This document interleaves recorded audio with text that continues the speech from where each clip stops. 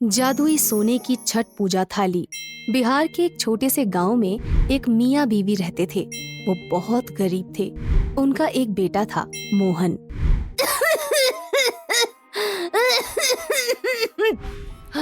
माँ माँ बहुत दर्द हो रहा है। ठीक हो जाएगा बेटा, जल्दी ठीक हो जाएगा। अरे ये क्या, खून! मोहन के पापा, अरे जल्दी आओ। क्या हुआ बेटा? अरे ये खून! तुम इसे संभालो, मैं वैद्य जी को बुला के लेके आता हूँ। बीमारी बहुत बढ़ चुकी है, जल्दी ही शहर ले जाकर दिखाना होगा वरना मुश्किल हो जाएगी। अभी के लिए मैं दवा दे देता हूँ, आराम मिल जाएगा। इतनी गरीबी में इसे शहर कैसे लेकर जाऊँ? क्या करूँ? हे भगवान, तू ही कुछ रास्ता दिखा। हे छठी मैया, तू तो सबको संतान देती है, मेरी संतान को ठीक कर दे। मैं तेरा व्रत करके प्रसाद चढ़ाऊंगी। कुछ ही दिनों में उसका बेटा तंदुरुस्त हो जाता है। वो दोनों उसे हंसता खेलता देखकर बहुत खुश होते हैं और छठ पूजा भी नजदीक आ जाती है। छठ माता ने हमारे बेटे को सही कर दिया है, तो अब हमें भी अपनी मन्नत पूरी करनी चाहिए। हाँ, मन्नत तो पूरी करनी चाहिए, पर हम मन्नत पूरी कैसे करें? हमारे पास तो इतने पैसे ही नहीं हैं कि हम छठ माता का व्रत रख पाएं। तुम चिंता मत करो, देवी मैया पर विश्वास रखो। उन्होंने ही हमारे बेटे को ठीक किया है। छठ पूजा भी वही करवाएंगी। जय छठी मैया। जय छठी मैया। रात को बिस्तर पर इनको कह तो दिया है, पर बात तो सच है। छठ माता का व्रत कैसे रखा जाए? उसमें तो बहुत सारी चीजें चाहिए होती हैं। छठ पूजा के दिन घर की सफाई तो कर लूंगी, पर प्रसाद के लिए सामान कहाँ से लाऊं? कुछ देर बाद चलो इन चावलों से ही काम चला लेती हूँ। इनमें चीनी मिलाकर मीठे चावल बना लेती हूँ। लो ज्योति, गन्ने और केले के पत्ते और टोकरी तो मैं ले आया, पर फल तो बहुत महंगे थे। अच्छा, कोई बात नहीं, तुम यहीं रुको, मैं अभी आती हूँ। खेतों की ओर जाते हुए देखती हूँ कहीं तो किसी पेड़ पर कोई तो फल लगा होगा। कुछ देर बीतने के बाद इतनी देर हो गई, कहीं कोई फल नहीं नजर आ रहा है। क्या करूँ? वो जैसे ही थोड़ा और आगे बढ़ती है, तभी अरे वाह, बेर का पेड़! चलो कुछ बेर ही तोड़ लेती हूँ। ज्योति के घर आने पर, अरे ज्योति, कहाँ चली गई थी? कुछ नहीं, कुछ फल ढूंढने जंगल की ओर चली गई थी। कुछ भी नहीं मिला, बस ये कुछ बेर मिले हैं। अरे ज्योति, तुम्हें तो बहुत तेज बुखार है। तुम व्रत करके इतनी दूर क्यों गई? मुझे बता देती, मैं ले आता। अभी तो पूरी रात पानी में ही खड़ा रहना होगा। तुम कैसे कर पाओगी? सब हो जाएगा, छठी मैया की कृपा से सब हो जाएगा। मैं अपनी मन्नत जरूर पूरी करूंगी। अगली सुबह उगते सूर्य को अर्घ्य देने के लिए सभी पानी में खड़े होते हैं। तभी अरे ज्योति, तुमने भी छठ पूजा का व्रत किया है? क्या क्या पकवान बनाए? क्या है इस थाली में? अरे वो हमें भी तो मिलेगा ना प्रसाद, दोगी ना? ढेर सारे पकवान और मिठाई। अरे अरे, सूरज आने वाला है। सभी आंखें बंद करके सूर्य देव को जल चढ़ाते हैं और छठी मैया को नमन करते हैं। हे सूर्य देव, मेरी थाली में तो कोई पकवान नहीं है, मैं क्या बांटूंगी? हे छठी मैया, तू ही मुझे बचा और मेरी लाज रख ले। प्रसाद देने से बचने के लिए ज्योति वहाँ से जल्दी जल्दी चलकर जाने लगती है।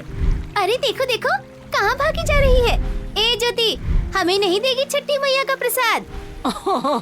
ये क्या प्रसाद देगी? इनके पास है ही क्या? इनके पास तो इतने पैसे भी नहीं है जो ये कुछ पकवान बना सके। वहीं इधर उधर से थोड़े बहुत फल मांग कर ले आई होगी। अरे चलो ना, देखो तो सही इसकी थाली में है क्या। लाओ लाओ। अरे ज्योति, हमें प्रसाद दो। अरे हम तो कब से तुम्हारे प्रसाद का इंतजार कर रहे हैं। अरे ये क्या, सोने की थाली और केले, अनानास, इतने सारे पकवान, ये कहाँ से आए? ज्योति सबको प्रसाद देती है। सब इतने सारे पकवान देखकर हैरान हो जाते हैं। प्रसाद लेने के लिए भीड़ इकट्ठा हो जाती है। हे भगवान, इतने सारे लोग, ये प्रसाद तो कम पड़ जाएगा। भीड़ बढ़ती जाती है। ये क्या, मैं इतने लोगों को प्रसाद दे चुकी हूँ, फिर भी प्रसाद खत्म होने का नाम ही नहीं ले रहा है। थोड़ा प्रसाद उन ब्राह्मण के लिए भी बचा लेती हूँ। ज्योति ब्राह्मण के पास जाती है और प्रसाद देने के लिए थाल खोलती है। अरे ये क्या, इसमें तो मैं थोड़ा सा प्रसाद बचाकर लाई थी, इतना सारा प्रसाद कहाँ से आ गया? क्या हुआ बेटी, प्रसाद देने में इतना समय क्यों? नहीं नहीं नहीं नहीं बाबा, लो प्रसाद लो। ज्योति केवल एक सेब बचाकर घर ले आती है। घर पर सारा प्रसाद तो मैंने बाहर बांट दिया, अब घर में क्या बांटूंगी? ज्योति घर आकर दुखी मन से बैठ जाती है। समझ नहीं आया, मेरी थाली में कुछ बेर ही थे, फिर इतने सारे पकवान कहाँ से आए? ये थाली सोने की कैसे हो गई? और प्रसाद था कि खत्म होने का नाम ही नहीं ले रहा था। इतने सारे लोगों को प्रसाद बांटकर भी वो कम ही नहीं पड़ा। हे भगवान, ये कैसे हुआ? माँ माँ माँ, भूख लगी है, कुछ खाने को दो। हाँ बेटा, लो लो, ये थोड़ा प्रसाद बचा है, इसे खा लो, बाकी अभी देखती हूँ, कुछ होगा तो बनाती हूँ। ज्योति प्रसाद देने के लिए जैसे ही थाल पर से कपड़ा हटाती है, वो थाली फिर से ढेर सारे पकवानों से भरी होती है। अरे वाह, इतने सारे पकवान! अरे वाह, इतने सारे पकवान! इतना सारा प्रसाद! अब तो हम सारे गांव में ये प्रसाद बांट सकते हैं। ये सब जरूर छठी मैया की कृपा है। लगता है ये सोने की थाली छठी मैया ने भेजी है। ये सच में कोई मामूली थाली नहीं है। मामूली थाली नहीं मतलब? हाँ, मैंने इतने सारे लोगों को प्रसाद बांटा, पर फिर भी इसमें प्रसाद खत्म ही नहीं हुआ। लगता है ये तो कोई जादुई थाली है।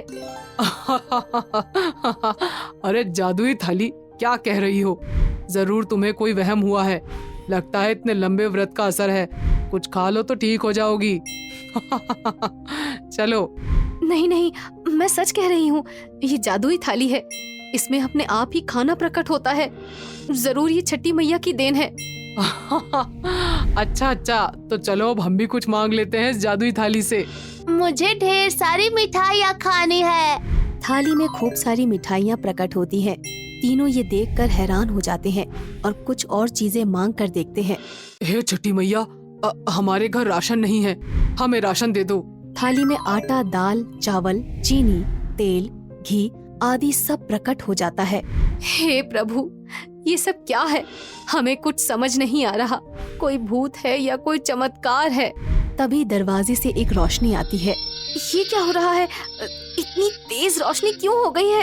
तभी वहाँ एक देवता प्रकट होते हैं। आप कौन हो? डरो मत बेटी, मैं सूर्य देव हूँ। ये कोई भूत का काम भी नहीं है। मैं तुम्हारी निस्वार्थ भक्ति और पूजा की लगन देखकर प्रसन्न हो गया, और ये सोने की जादुई थाली मैंने ही तुम्हें दी है। मैं तुम्हारी निर्मल भक्ति से बहुत प्रसन्न हुआ हूँ। तुम जो चाहो इससे मांग सकती हो। धन्यवाद सूर्य देव, आपने हम पर इतनी कृपा की। सूर्य देव अंतर्ध्यान हो जाते हैं। हे छठी मैया, हे सूर्य देव, जैसे कृपा दृष्टि तुमने हम पर बनाई है, वैसी ही कृपा दृष्टि अब सब पर बनाए रखना। और उस जादुई सोने की छठ पूजा थाली की मदद से आलोक अपना कारोबार शुरू करता है और मेहनत करके अमीर बन जाता है, और वो सब हंसी खुशी रहने लगते हैं।